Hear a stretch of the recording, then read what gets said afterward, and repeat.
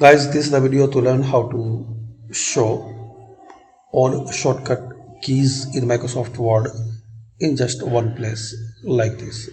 You can see there are 11 pages.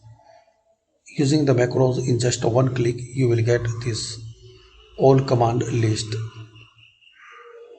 So what you need to do, firstly I will delete it.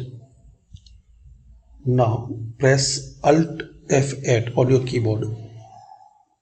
Alt F8. Once you click on it, you will see these macros options.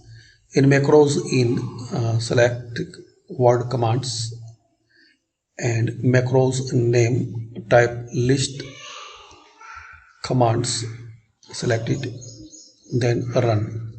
Now here select current keyboard settings. You select this first option and click on OK. Now we can see all the commands are available here like this.